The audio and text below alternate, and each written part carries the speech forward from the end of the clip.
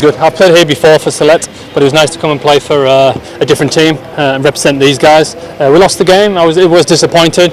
I felt I bowled really nicely first 2 overs, and then second 2 not so well. But that's why we practiced today, and one more practice before the next game.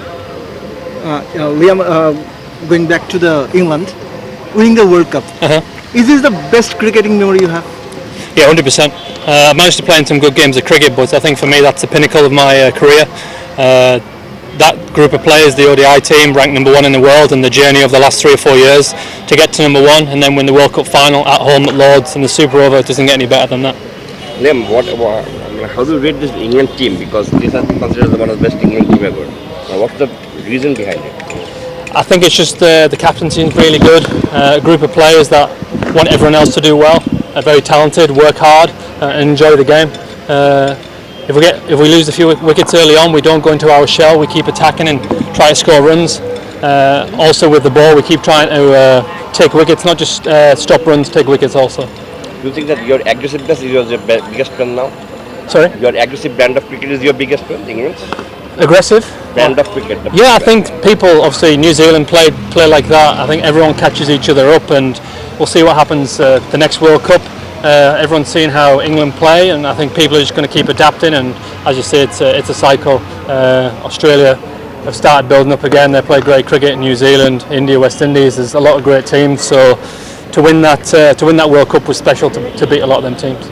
Liam, you got debuted in 2005. Then from 2007 till 2015 you were out of nowhere. At that point of time you were in the county. How did you motivate that you can come back in England? Because I like playing cricket. I always felt that I belonged playing international cricket and playing at the top level. I had a bit of downside. I worked on some technical stuff and literally came back and tried to bowl fast. I had a period 2014-15 where I bowled quick, and this helped me get my accuracy back. And Liam, you are considered one of the best when it comes to death overs. What does it take to bowl good at death overs? I'm not sure about that, but middle overs for me, specialist. I think in the death you've got to keep guessing. You've got to be able to bowl different variations, Yorkers and cutters. The best in the world like Malinga, Bravo, get the Yorkers in, and they've got good slow balls. They read the batsman, they read what the batsman's going to do. Is the batsman going to come down the wicket? Is he going to back away or paddle? You've got to read the batsman. Sometimes you've got to double bluff. That's what the best bowlers in the world do. Liam, another thing, if I can remember well, do you like rugby? Not really. Not really. I back England when they play in the World Cups and national team, but I don't have a team, but I follow England rugby. If you follow the England team, then in my life I have seen that England the only World Cup in rugby that was the drop kick by Johnny Wilkinson back in 2004.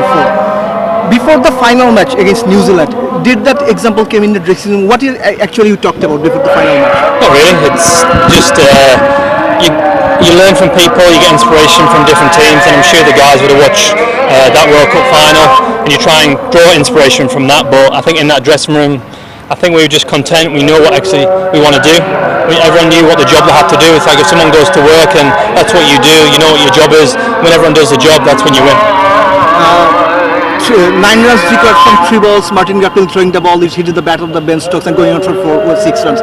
Was that the act of God actually? Do you feel so? Yeah, I guess so. I feel like obviously it's disappointing for them, but we'll take it. You want to win the World Cup out and out. But we felt we played the best cricket around the world for the last few years, and I guess we take a win. Another thing, when Adil and Ben was batting, what was the atmosphere inside the dressing room? In the last over, it was probably 15 or 16 runs. We still believe Stokesy could do it, and also Rashid is a very good batsman. I think he's had 11 first-class hundreds. He just doesn't get a chance because the top order have been really good. We still believe the guys could win. Back into the World Cup. After that, Mr. Anderson has become the sporting director of England cricket. The psychology and the cricketing strategy has been changed completely, as you mentioned earlier. So do you feel that defeat against Bangladesh actually was something, a message to the England cricket to grow another step forward?